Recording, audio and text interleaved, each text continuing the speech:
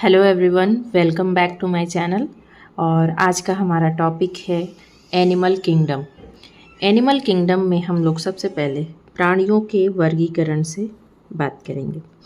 तो हमारा है जगत एनिमेलिया।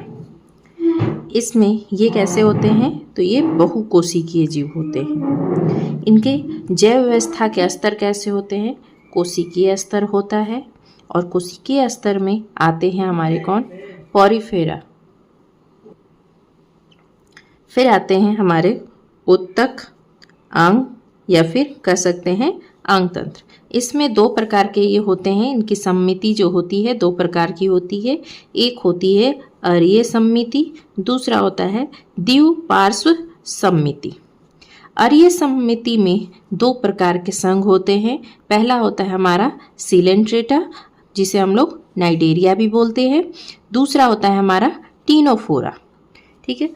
द्विपार्श्व सम्मिति में ये तीन प्रकार की इनकी गुहा होती है। शरीर की गुहा जो होती है वो तीन प्रकार की होती है।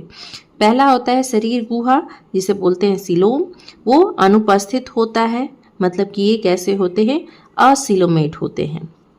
दूसरा होता है हमारा मिथ्यासुलोम, जिसे हम लोग क्या बोलते हैं? सूडोसिलोमेटा। तीसरा होता है सिलोम के साथ, जिसे क्या बोलते हैं? सिलोमेटा। तो शरीर गुहा जो जिसमें अनुपस्थित रहती है वो होते हैं हमारे संघ प्लैटीहेल्मिन्थेस। अब मिथ्यासिलोम में आते हैं हमारे संघ एस्कहेल्मिन्थेस।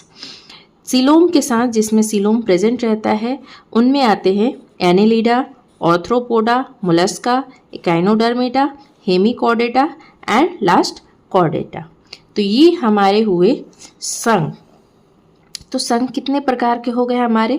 1 2 3 4 5 6 7 8 9 10 11, टोटल 11 हमारे संघ हो गए। किस में? एनिमल किंगडम में टोटल हमारे कितने होंगे? 11 संघ, मतलब कि फाइलम। तो इसके बाद आता है हमारा कि संघ जो है, पहला आता है हमारा संघ पॉरीफेरा। तो संघ पॉरीफेरा के बारे में बताएंगे। तो इस संघ में जो आने वाले जंतु हैं वो साधारणतः कैसे होते हैं? स्पंज कहे जाते हैं। इन सब का शरीर जो होता है वो गोलाकार होता है। क्या इनका कोई विशेष आकार नहीं होता है। ये पानी में रहते हैं और किसी वस्तु पर पौधे के समान चिपक कर स्थिर रहते हैं। ये प्रोटोजोआ से भिन्न है क्योंकि इनकी कोशिकाओं की प्रकृति जो होती है वो द्विस्तरीय है और इनके शरीर में अनेक छिद्र होते हैं जो छोटी छोटी नलिकाओं में खुलकर नलिका तंत्र बनाते हैं।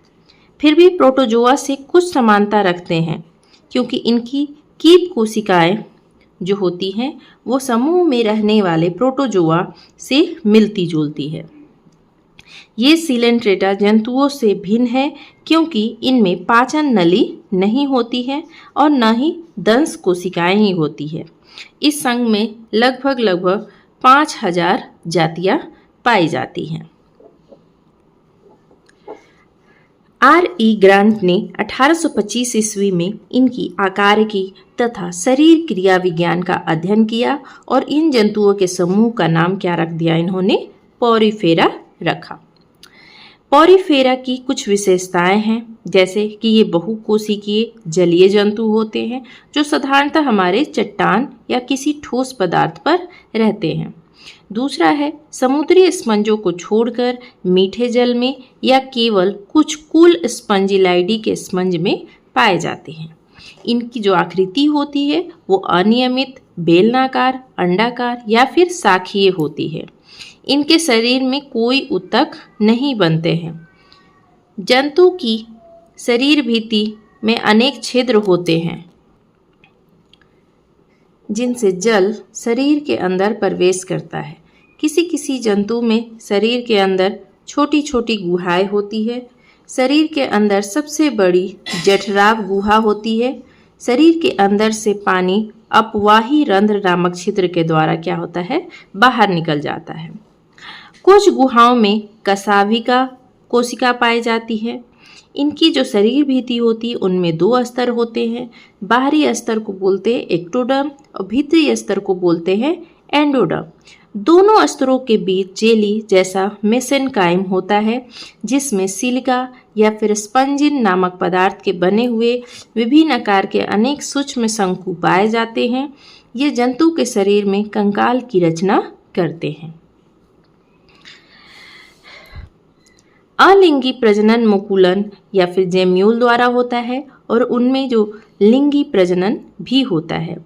यह उभयलिंगी होते हैं। इनमें आंतरिक निषेचन होता है और विकास के समय एक लार्वा बनता है जो वयस्क से संपूर्ण स्पष्ट होता है। उदाहरण है इनके हमारे संघ पॉरीफेरा के साइकन, स्पंजिला जो मीठे पानी में पाया जाता है, यू स्पंजिया मतलब कि जो स्नान स्पंज जिसे बोला जाता है।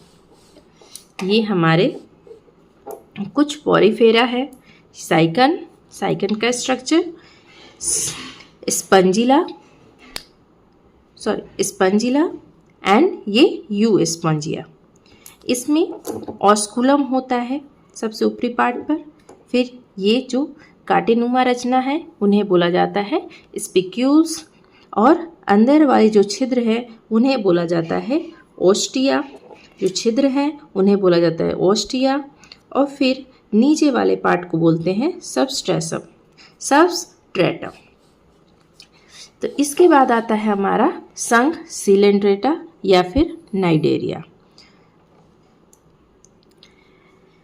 सिलेंड्रेटा संघ में करीब 9,500 जातियां हैं। ये बहुकोशिकीय प्राणियों में निम्न स्तर के जंतु हैं। इनमें अधिकांश समुद्र में पाए जाते हैं और इस संघ को हम लोग बोलते हैं नाइडेरिया। इनमें सभी इनकी विशेषताएं हैं कि इनमें सभी अरीय सममित होते हैं और अधिकांश समुद्री जंतु होते हैं। कुछ मीठे जल में पाए जाते हैं और यह ऊतक स्तर जैव व्यवस्था प्रदर्शित करता है। ये जो जंतु होते हैं वो हमारे बहुकोशिकीय होते हैं और जिनके अंदर सिर्फ एक ही गुहा पाई जाती है, जिसे हम लोग बोलते हैं आंतरगुहा। इन जंतुओं की शरीर भित्ति में 2 स्तर होते हैं, पहला एक्टोडर्म, सेकंड एंडोडर्म। इसलिए इन जंतुओं को हम लोग द्विस्तरीय भी कहते हैं। दोनों स्तरों के बीच मीसोग्लिया नामक एक योजक स्तर होता है, जिसमें किसी भी प्रकार की कोशिका नहीं पाई जाती है। इनमें सिर नहीं होता है, इनमें गुदा भी नहीं होती है और इनमें पाचन गुहा थैली जैसी होती है। जो पाचन गुहा होती है वो थैली जैसी होती है। मुख के चारों ओर लंबे लंबे संस्पर्शक रहते हैं। संस्पर्शकों में शरीर के अन्य भागों में दंश कोशिकाएं पाई जाती है।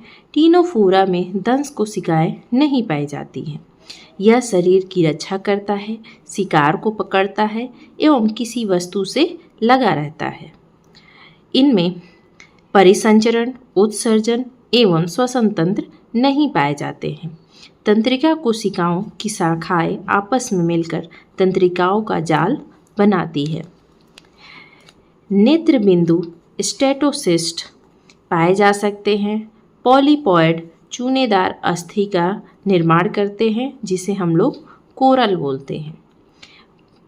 इनके जीवन चक्र में पीढ़ी एकांतरण या मेटाजेनेसिस पाया जाता है और ये 2 प्रकार के होते हैं, पॉलीपॉइड और मेड्यूसॉइड। ये दोनों रूपों में या दोनों में से किसी एक रूप में ही पाए जाते हैं। इस प्रकार ये पीढ़ी एकांतरण प्रदर्शित करती है।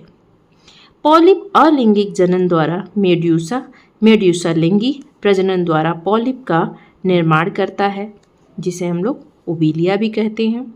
ये अलिंगिक प्रजनन मुकुलन द्वारा, लिंगिक प्रजनन जो होता है वो युग्मकों द्वारा करते हैं। लार्वा को मुख्यतः प्लेनूला कहते हैं। इनके उदाहरण हैं फाइसेलिया, इसे हम लोग पुर्तगाली युद्धपूत भी कहते हैं।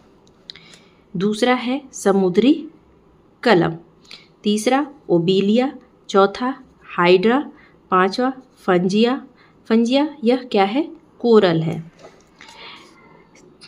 मिंड्रा अर्थात मस्तिष्क कोरल, समुद्री एनेमोन और रेलिया। ये थे हमारे संघ सिलेंड्रेटा की विशेषताएं। तो आज का हमारा टॉपिक यहीं पर समाप्त होता है। नेक्स्ट टॉपिक में हम लोग नेक्स्ट संग की बात करेंगे। तब तक के लिए धन्यवाद।